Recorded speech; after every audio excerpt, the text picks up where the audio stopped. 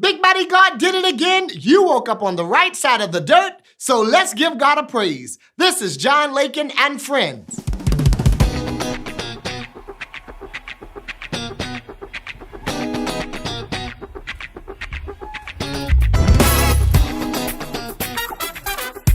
What's up, everybody? This is your boy John Lakin, and welcome to John Lakin and Friends. Oh, we've come this far by faith. Yeah, and you know we need it. Thank you, Jesus. Oh, and we're trusting in His holy word. Oh, He never fails. Thank you, Father. Somebody lift your voice and say,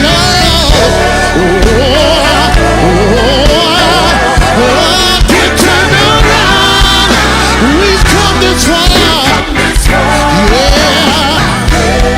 Oh, we've come this far. There was nobody but Jesus leaning on it. Leaning on the Lord.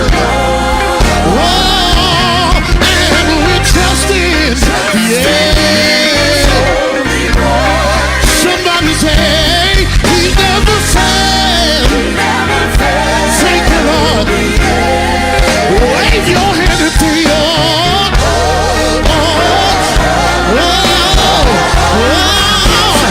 Can't turn around. We've come this far.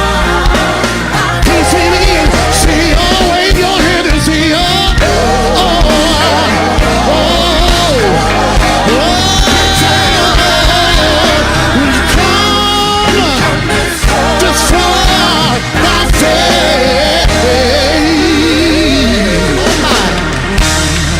Sean Bigby, that's a good testimony song right there. My God.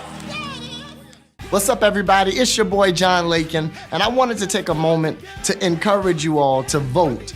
November the 8th in Richland County is our time for us to vote. And I'm coming to you now to let you know that I am endorsing and supporting Hamilton Jacobs, not simply because he's my brother-in-law, but because Hamilton has committed to doing the work. He has been in the community. He opened and founded a foundation called the Bridge Over Foundation that has empowered our young people.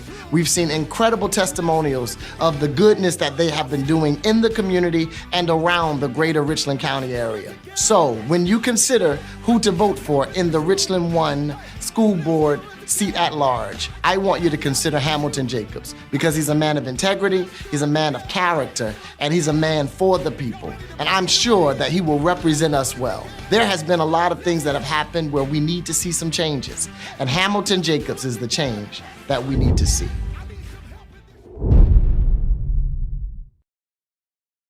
Welcome back to John Lakin and Friends. I am so honored to have some incredibly reliable and great community leaders in the room with me. I'm going to start from one side. I got my brother from Nigeria. There is no other comedian like the Warnock himself. Akintunde Warnock, my good brother. How are you? I'm good, John. I am not from Nigeria. I'll let you He's from Savannah, Georgia. I consider him one of my uncles, a longtime family friend, City Councilman Norman Jackson with us. How are you doing, sir? County Council. County Council. I'm sorry. Okay, let me do that one more time. Yes. I'm so sorry. All right. And, you ready, Shantae? Okay. And I have with us incredible family friend, long time. I mean, I consider him my uncle. He is also a great businessman, and he is our former county councilman, Norman Jackson, here with us. How are you doing today, sir? I'm doing great. Good. Nice to be here. And then we have one of the most premier and profound leaders of our area, an incredible attorney, former military. I know him as the man that also carried and kept the body of JFK. Mr. James Felder, how are you, sir? John, I'm good. Glad to be with you. We're honored to have you. Good. And we have the darling of media in our city. She has done some incredible work, and I am super honored to have her on our show. Sister on point, Miss Cynthia Hardy. How are you today? I'm great. Thank you all for having me. I'm honored to be among the guests and everything. Thanks. Yes, yes. So we're going to get right in. Everybody knows we're in an incredible political season right now, and we're having some life altering decisions that are being made as it relates to voting. So I just want to just take a moment and let you all share the importance of the black vote right now before we even get into the actual issues that we're going to be voting about. Mr. Felder, what's your concerns, or what do you see or observations about this election season? I just hope we will do a better turnout, John. Yes. We got the numbers. We have over 1 million black registered voters in this state. Wow. In 1968, we only had 50,000 black registered voters and only 8 black elected officials. Wow. And 4 of them were in Eastover. Hey, that's a great place. That's a great place. 4 were in Eastover and 4 were down in Beaufort. That was it for us. Wow. Then we started getting us registered to vote. And Yes, we sir. started finding candidates to run for office. So that's where we are today in terms of statistics. 1 million black registered voters, Yes, sir. 928 black elected officials. Incredible. If we can get the black elected officials to do more pushing for turnout, we can Yes. do better. And we may want to talk about that a little later. Oh, yes. But that's Oh, where we yes. are. And Mr. Norman Jackson, what are some of the things that you're seeing that has been hindering the black vote, and some of the obstacles that we're having to overcome as it relates to the black vote in our communities? Well, I think some of the main problem is the communication, the education. I think the current leaders are not investing enough in the communities to educate the people on what's in their best interests. And so you have a lot of people just stay away and just stay home because they said, what's in it for them? Their vote doesn't count. Wow. So they have to spend more time with the grassroots on the ground, Yes. right? Speaking to individuals, to communities, right? To tell them about what's important and how to improve their quality of life, what's in their best interest. And so how important is the grassroots efforts to seeing the difference? Because some people would think that it's all about the money. Some people would think it's all about the notion of being on national platforms or sharing your thoughts on famous places or even celebrity pushings. But how important is that grassroots foundation to getting the vote and seeing changes that we desire? All elections are local. Yes, sir. And we don't do a good job of bringing the local people into the election process. Wow. People are working, they're struggling, they don't have time to follow politics day to day. They don't follow what's happening in the General Assembly day to day, or county council, city council. So somebody has to push them and inform them and put the information out there. And that's Yes. where we are lacking. My phone is being blowed up right Come now. on. People saying, well, who do I vote for? I don't know these people. Wow. Why don't they know these people? Because somebody has not been sharing with them information. So at the last minute now, they're trying to find out who should I vote for, where do I vote, and all of that. But Yes. there's an answer to that also. But it might be a little late, but at least there's an answer to it. Get your sample ballot. Sample ballot, Sample yes. ballot. Everything is on that sample ballot that you need to know. All the people that you can vote for, Yes. where you vote, what time you vote, Yes. they're there. And you fill out that sample ballot and you take it into the polls with you. Yes. That way you don't get confused with all the stuff that's on the ballot box there, and you think you're holding things Yes, up, sir. want to get out of there. So get your sample ballot. It's very simple to do. Yes. And see, I actually heard Cynthia Hardy's show On Point on the radio this past week, and you all were talking about the importance of the sample ballot. Yeah. Miss Cynthia, I want you to share the importance of the responsibility of the media to help share some of the information that we're seeing from the candidates to empower our people to make educated votes.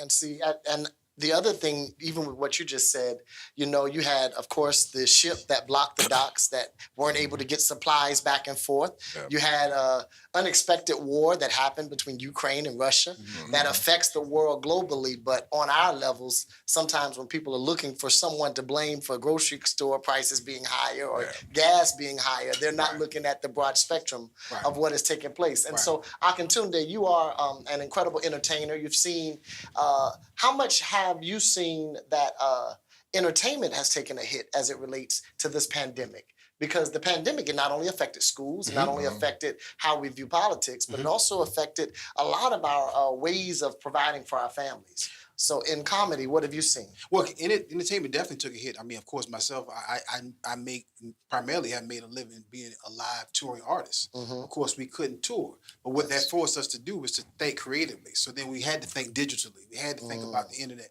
how to create these different platforms to be able to consistently distribute your message. Now we're doing virtual comedy events. We're doing metaverse, fully digital animated comedy events. Wow. And actually seeing great turnouts.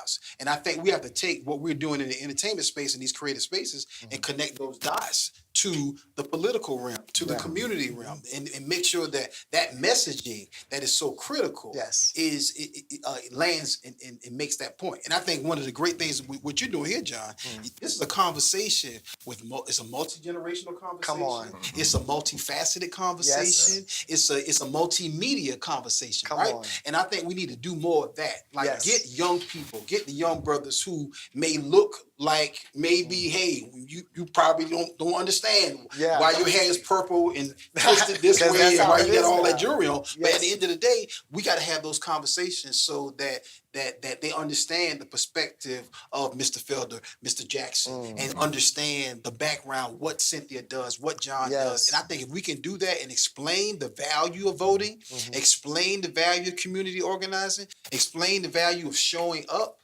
and vice versa on all levels, I think we could really take back, this voting cycle, some of these negative issues that are happening, whether it's shootings, whether it's jobless, whether it's homeless, whether it's fatherlessness.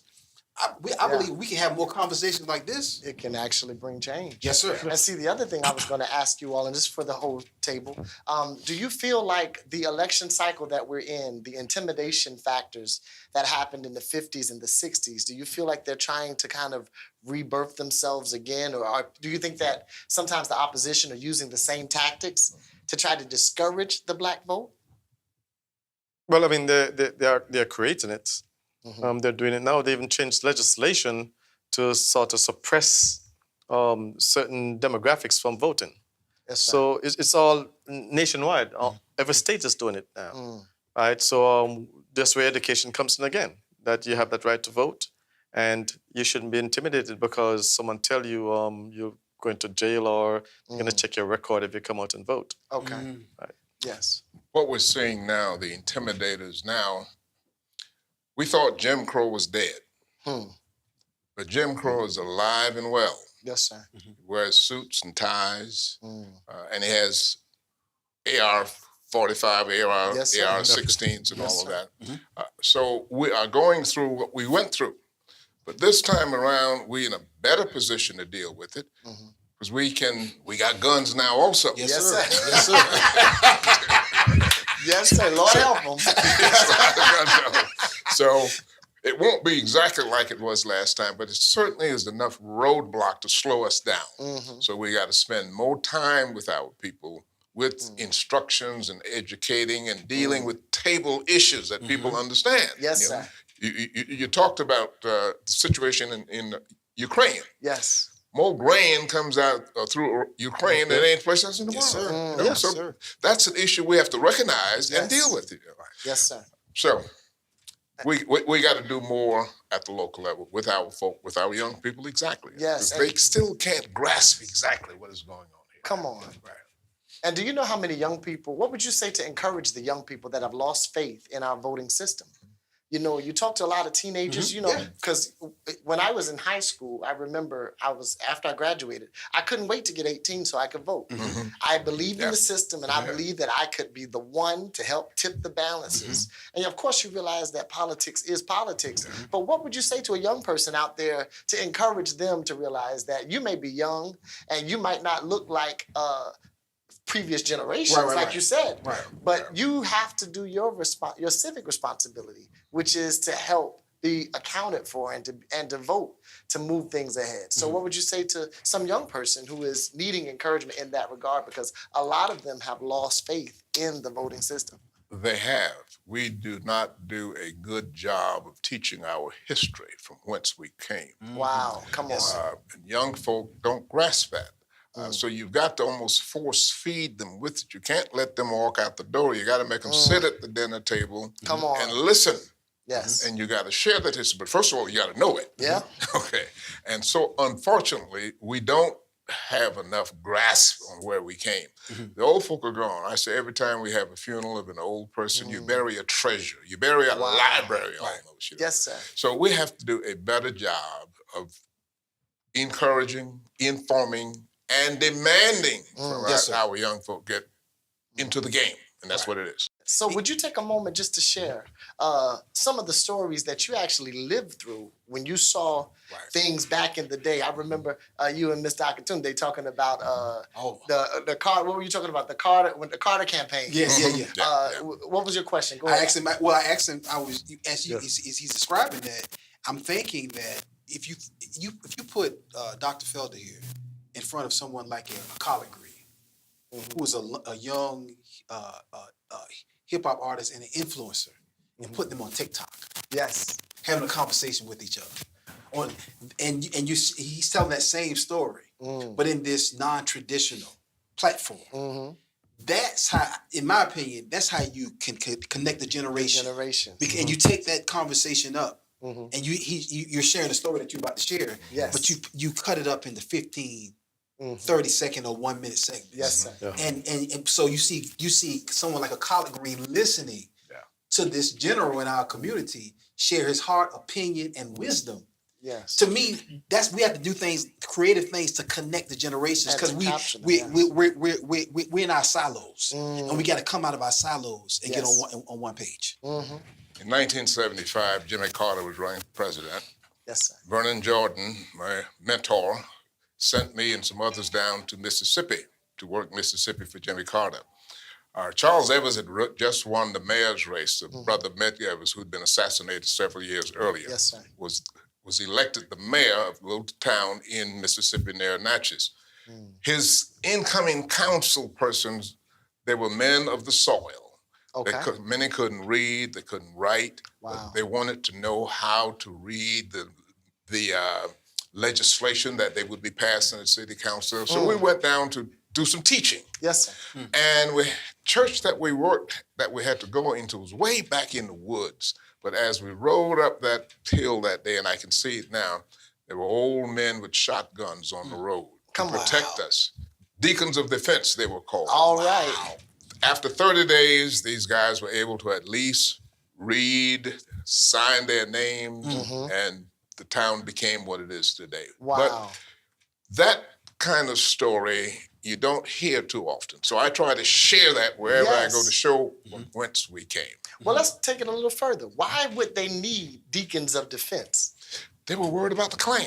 The Klan was open in Mississippi at that point. This is 1969. They were still wide open, riding around with shotguns in pickup trucks and doing what some of these guys are now doing at these drop boxes, sitting in their truck with their AR-15, 16s, and what have you, trying to intimidate people from dropping their votes in there. So while we've come a long ways, we've come full circle.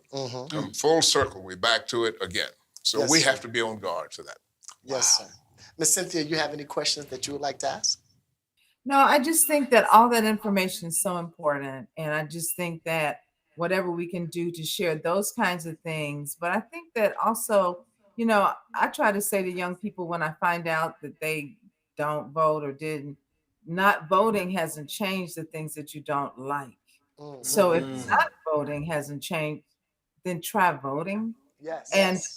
And so because the activism is important, you can't divorce yourself from the situations that affect you because they're going to continue to affect you. You know, so in these and as all of the guests and the hosts know, intelligent people say those kinds of things. Yes. You know, intelligent people who should know better. Try to make a case for not voting as if nothing will change. But there's so many examples of things that do change.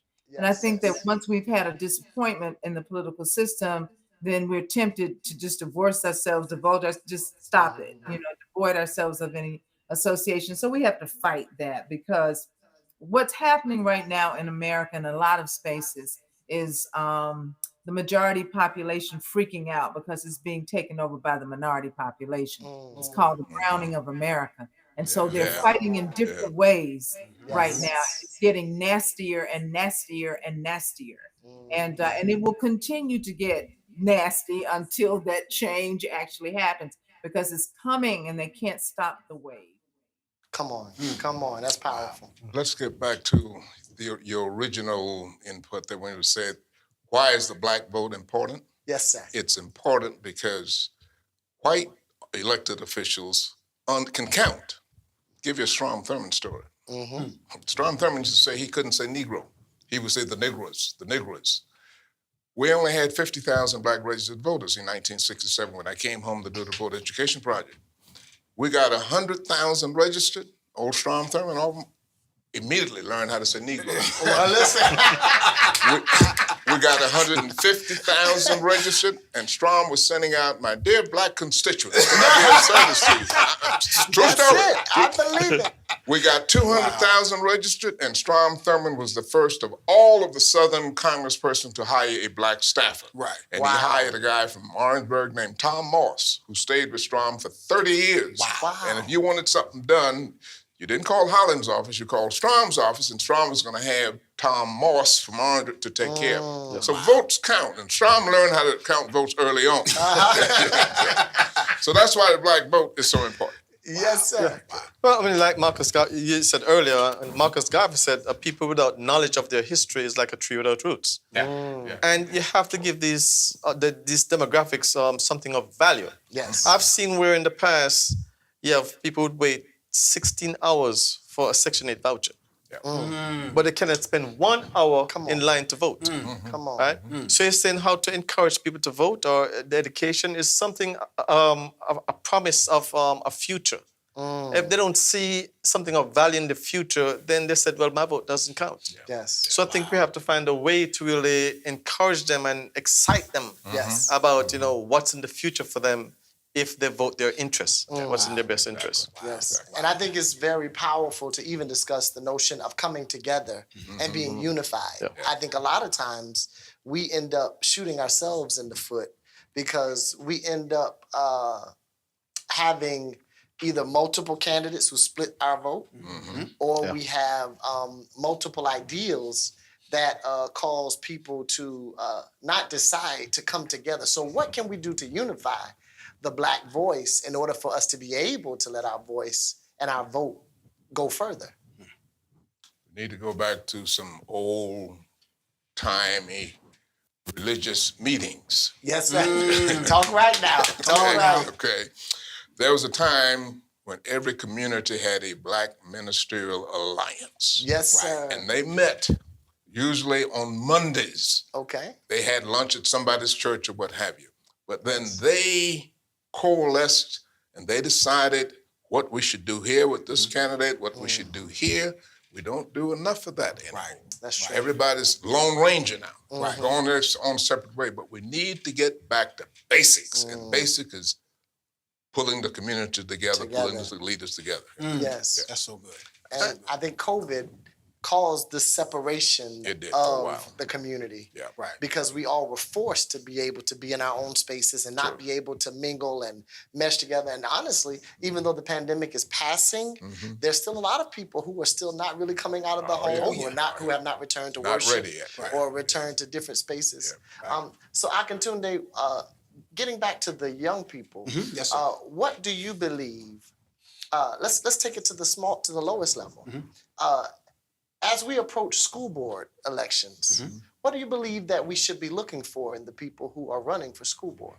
People who know how to speak to multi-generations, people who know how to cover the educational needs, the community needs, and recognizing the areas in the families today that may be lacking, that we maybe took for granted in years past, that are simply not there today just because of the fragmentation and the breakdown of our community. And I think a big part of that is recognizing that young people need to understand how to listen to elders, and older people have to make sure to invest in young people.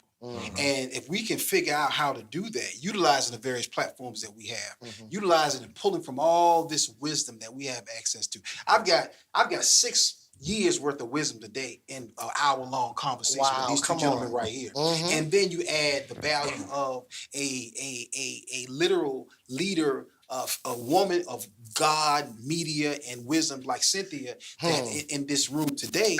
We have to pull all of that together. Yes. And we got to figure out how to have some hard conversations, some consistent dialogue, and utilize the various platforms. If we can do that, I believe, John, that whether it's a school board, whether it's the community, whether it's families and family values, that's not a Republican thing. That's not a right issue. That's a black thing.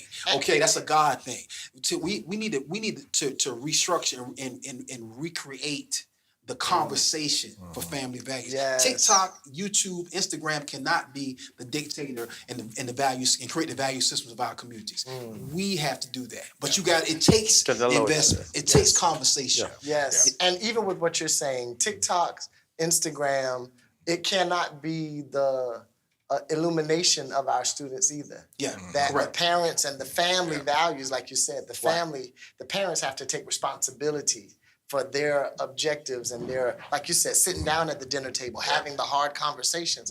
Because if they don't have the conversations with this next generation, this next generation will begin to create a monster of raising itself. And having, we just had the death of the young man from Migos.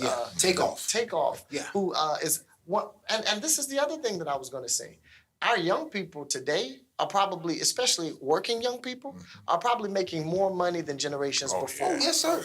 That means we are more blessed than we've ever been. Yes, sir. But in a lot of ways, somehow we're more ignorant than we've ever been too. Yes, sir. And so I think that if we knew what to do with the power that we had.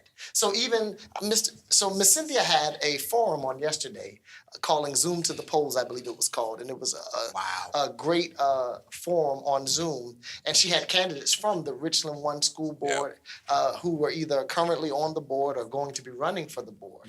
And in the middle of that, Mr. Norman Jackson, you made a statement that really stuck out to me. And you were saying, you were encouraging them to day one, first learn the rules of the board and learn their actual power. I want you to illuminate on that so that we can know what you meant by that in that moment. Well, a lot of time people run for office, and when they get in office, right, it's like they're lost. They've been influenced by so many different things. Yes, sir. But once you understand the rules and the policies of the office you take charge to do it, things come easier to implementing those policies and those vision you have to do. Yes, sir. If you have to rely on others to tell you, then you're not really doing the job. Right? So I've learned over the years, I mean, when I went on county council, I had people trying to tell me, no, you can't do this, you can't say that, right? For example, the county attorney was reporting to the administrator. And when I asked, why was that? They said, well, he was just told to do it. I said, no, that's not the law. The law says we hire the administrator, the attorney, and the clerk. Come on. And from this day, that's how it's going to be. Yes. So it took one person, because I knew the rules, right, to change something that they were doing, which was they were not supposed to be doing. Yes. So to be effective in anything, you always have to know the rules. It's just simple as that. And it's just like in school. The first thing you learn, first day, every class I've ever been in, you learn rules and consequences. And I didn't want consequences. So I tried my best to put my mind on what the rules were. And Mr. Felder, you've so eloquently shared history. I want you to just take a moment to just speak to everyone. You know, Tuesday is the big day where we're able to all go out and have our voices be heard. I want you just to share from your heart to everyone, just encouraging them and letting them know that it's not too late, that now is the time for us to show up and come together to do Thank this. you, John. You're absolutely right. I'm very pleased with the turnout so far. Yes. We have fought for a long time to get this early voting. We've always had early voting, but it was absentee in person. Yes. Well, and with all kind of requirements and you had to meet. Yes, But 16 now voting. the legislature did approve the 2-week, and that's been so helpful. The numbers are really going through the roof in terms of those are there. Yes. Now, it's not too late. People still can vote early, right up through Saturday. And there are 5 places in Columbia where you can do it, so it's not that far away. You can do it downtown at 2020. It doesn't matter which precinct you live in, you can do it at one of 5 locations. Yes, sir. Downtown 2020, Hopkins. Hopkins. That's where I voted there. That's a great place. Your place down Yes, there. sir. Park Lane Road, the Adult Center, and then the Image Innovation Place. So no excuse. 5 locations that you can go to, and it doesn't take long. The lines are not long, they're moving, but They're doing they're very there, well. but the lines move right on through. And please bring some kind of identification. But the main thing is do not leave that polling place until you vote. If you don't have identification or anything else, you vote a provisional ballot so that you are in. I don't want you to take the chance of going back home and you get discouraged because you left that thing and something happened on the road, you don't get back. So don't leave that voting place, early voting, or in your regular precinct until you have cast a ballot. Lives been lost. We need to thank George Elmore, the man who caused us to be able to vote in the Democratic Party primary. All right, talk and about suffered. it. He suffered. About it. George Elmore was a businessman in Columbia. He owned 2 Blue Ribbon cabs. He owned 2 liquor stores. He had a 5 and 10 store on Gervais Street. And he was a photographer. But when he filed that lawsuit in 1948, he lost everything. Wow. Jesus. His wife had a nervous breakdown, lived in mental institutions the rest of her life, and he died living in his truck in 1959. He lost everything. Jesus. So if we don't vote for George Elmore. Listen. The man who opened it up for all Come of us. on. So that's where we are. Powerful, powerful. And Miss Cynthia, what would you like to leave us with? I want to applaud you because you have been valiantly helping to get the word out. I went to another forum that they had at Bethel A&B, and you so eloquently was the moderator of that forum, and I saw you ask some incredibly powerful questions. So I want to ask you the same question that I asked earlier. What is your expectation of someone operating in that role of being on a board?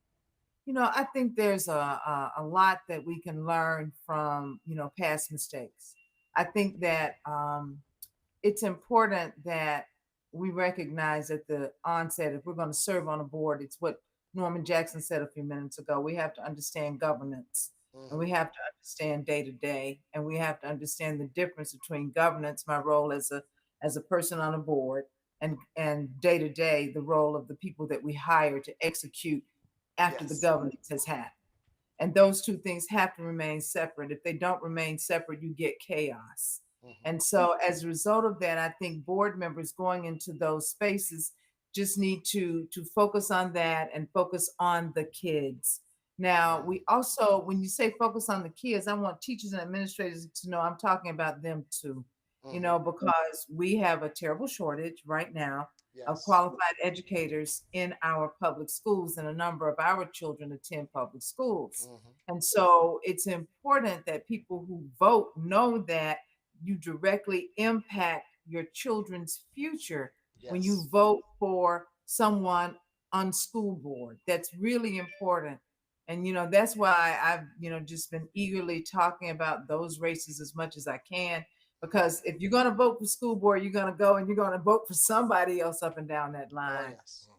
But you got to know that directly affects you. And if there's ever been an example of how something directly affects you, it's that. And, because our teachers deserve better treatment. Our teachers and our students and our staff deserve to be safe in their spaces. They also deserve to be respected. And a lot of that tone and tenor when it comes to what happens inside of the physical space of those buildings is set by what happens in those school board meetings. And so I just want to say that, because but at the same time we have to make sure that we have qualified people and that we give those qualified people an opportunity and a chance to execute under sometimes the most challenging of circumstances. And That is so very true. so we just have to recognize how vitally important that is, and all of us take our roles and responsibilities, whatever lanes we're in, very seriously, and take an authentic, sincere, dedicated, committed self to those service positions because they're just that important. Yes. And many don't know, I actually am a teacher. I served up until this past year as a music teacher in Florence District 4. So on the ground level in the classroom, seeing the transition of the students and the trauma of the students. When I say trauma, you got to realize we've been in COVID, and you know how many people have died as a result of COVID? These kids, it's more people dying now than we've seen in previous years. And these kids are having to shadow through grief. They're having to shadow through the traumas of different situations, like we talked about earlier with poverty and the poverty levels, food insecurities, things of that nature, not knowing if they're going to eat if they don't come to school. I've even seen it to the point where even sick kids would still come to school just so they could eat because they were afraid that if they didn't make it to school, they would not be able to eat for the day. And so being a teacher, I was going to say one thing I saw that was very frustrating as a teacher was pandemic teaching did not allow us to have real progress because virtual teaching, look, you had gym teachers trying to teach physical education through the computer. You had musical teachers trying to teach singing with a delay through a computer. You had teachers trying to govern. Now, if you think having 25 and 30 students in a classroom is something, having that on a computer screen is a whole nother monster. Not to mention technical, all of us work in media, we understand technical difficulties and how things happen. And so one thing that I would say is, how do we keep the teachers encouraged so that they can run the race faithfully because they are navigating waters that have never had to be navigated before? Either one of you can actually respond to that if you desire. Great teachers. We have great teachers if we give them the resources to do the job. During my day, segregation, black teachers didn't have the resources and didn't get the same pay. But they did a heck of a job with us because they were committed to teaching us. They were committed to lifting us up. Today, it's hard to keep good teachers because low salaries. And now you got all these threats in the classrooms and shootings. So we're at a place we've never been before. So we really almost got to start over again. So, let me just say this while it's on my mind about Clarence Thomas, since he's been in the news a lot. Uncle Clarence. My God. In 1991, when Thurgood Marshall had retired, he did his last interview with CBS, and he looked right in the camera when the reporter asked him, said, "Mr. Marshall, what do you think about your replacement?"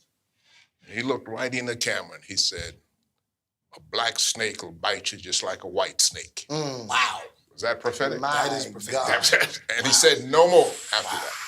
I just thought I'd throw that out there. Wow. I enjoyed everything about that. Profound. As we bring this incredible conversation to a close, I want to take a moment to thank you, Mr. Felder, for your years of service. Would you just take a moment and let the people know? Let's talk about this book that you have.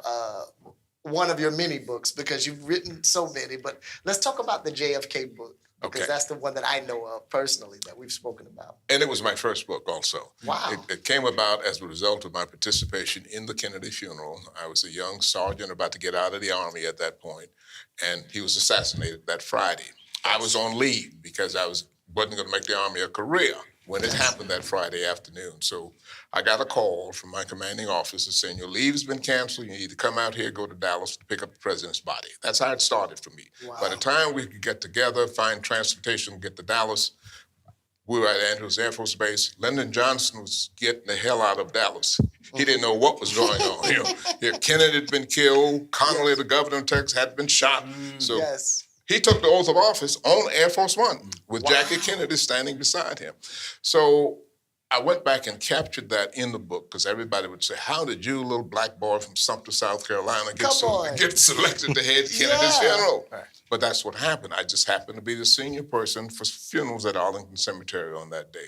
Wow. So I finally wrote about it. And so the book is out. It's called I Buried John F. Kennedy. And I talk about how we picked the body up from the airport and how I witnessed the autopsy, I witnessed the embalming and the changing of the caskets and all of that. And then I left the Army. Now, why did they have to change the casket? Handle got broken on the one that came up from Dallas. Really? When we tried to get it off Air Force One, we wondered what the problem was, but there was a broken handle. So they had to get a new casket, and that casket was selected at midnight.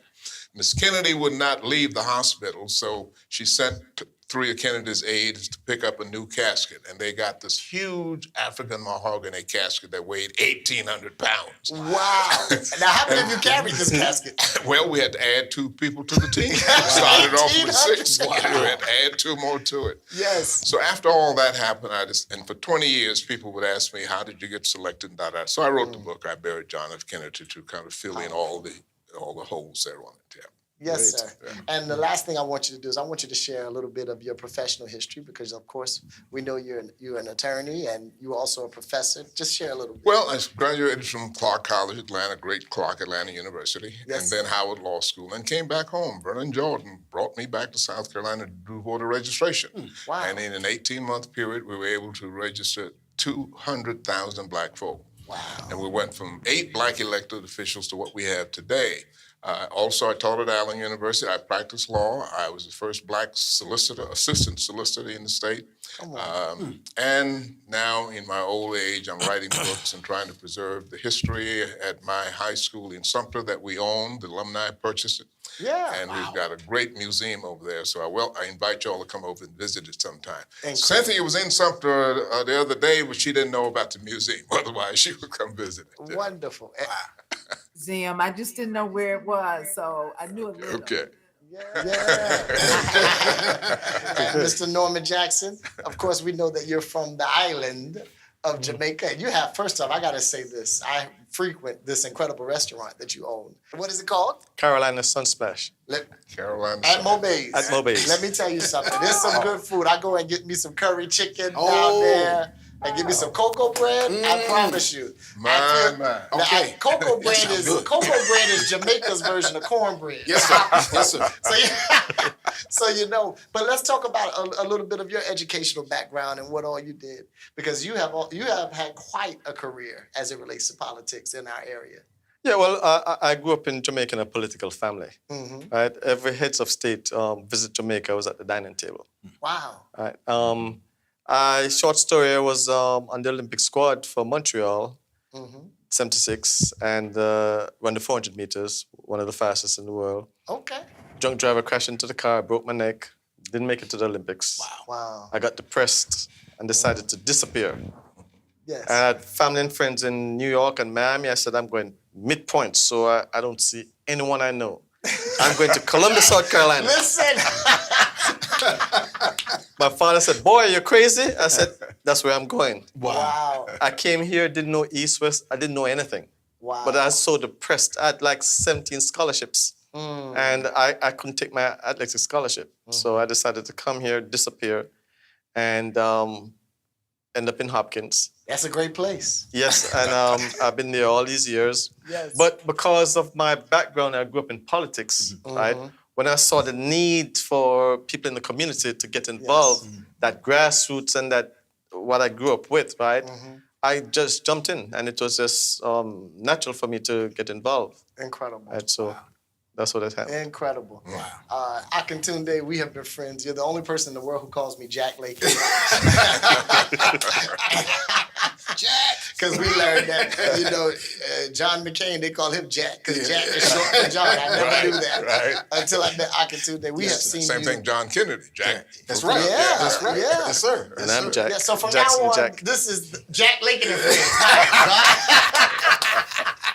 But we've seen you do some incredible work with the Monique Show and with you being a writer for so many comedians all across the land and country.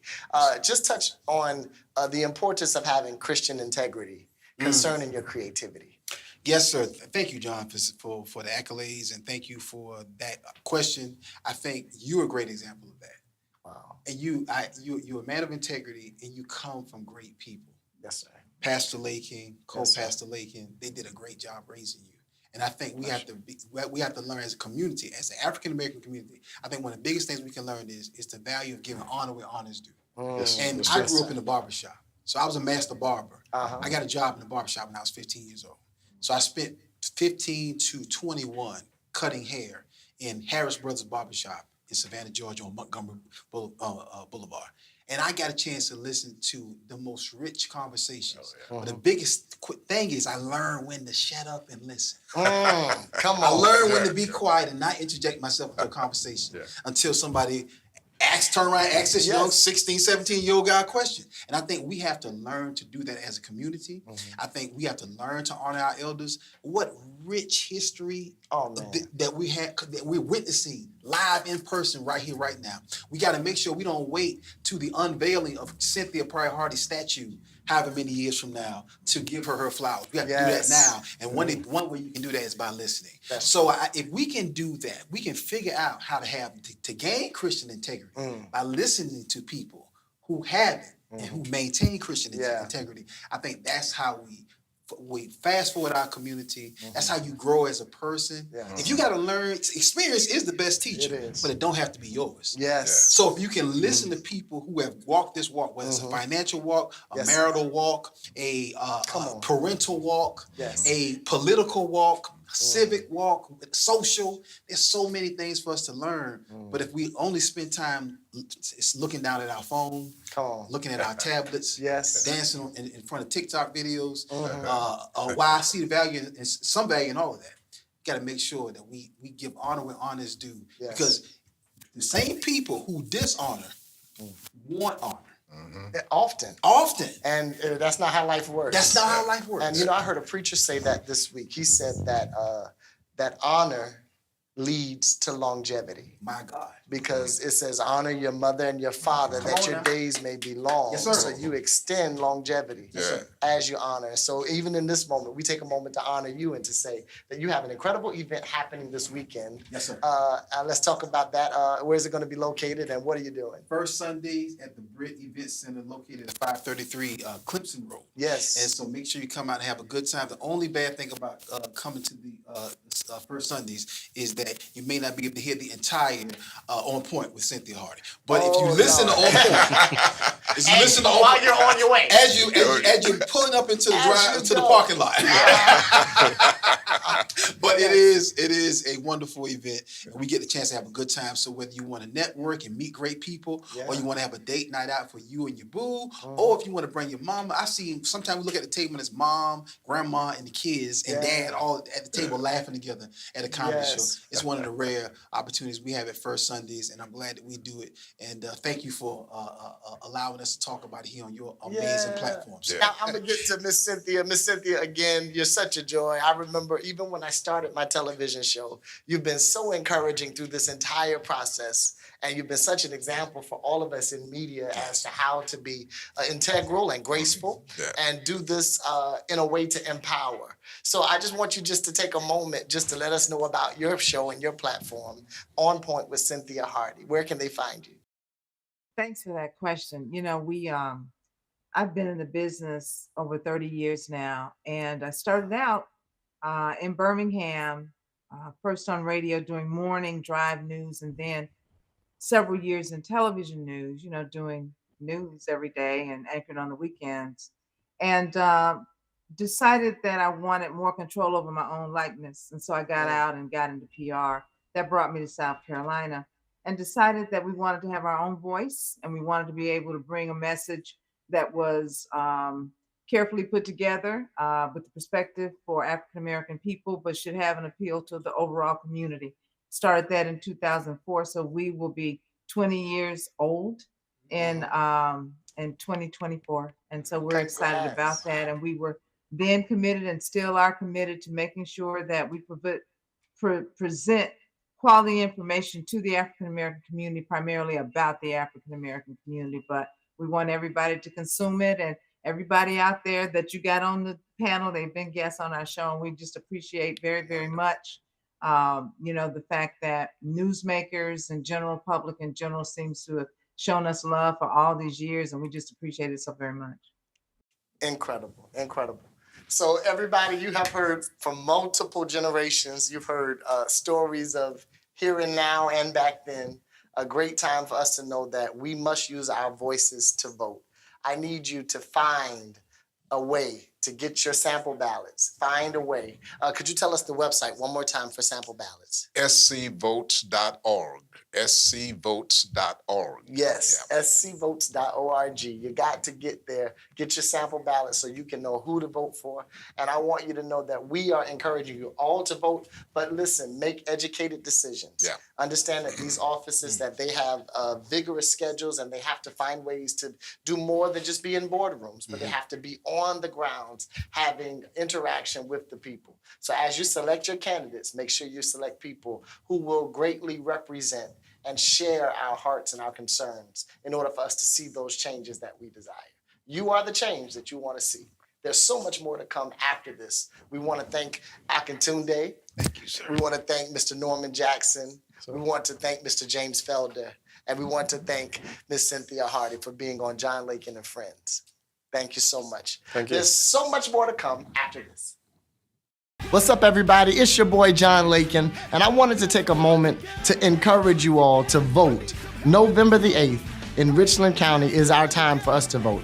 And I'm coming to you now to let you know that I am endorsing and supporting Hamilton Jacobs, not simply because he's my brother-in-law, but because Hamilton has committed to doing the work. He has been in the community. He opened and founded a foundation called the Bridge Over Foundation that has empowered our young people. We've seen incredible testimonials of the goodness that they have been doing in the community and around the greater Richland County area. So when you consider who to vote for in the Richland 1 school board seat at large, I want you to consider Hamilton Jacobs, because he's a man of integrity, he's a man of character, and he's a man for the people. And I'm sure that he will represent us well. There has been a lot of things that have happened where we need to see some changes, and Hamilton Jacobs is the change that we need to see.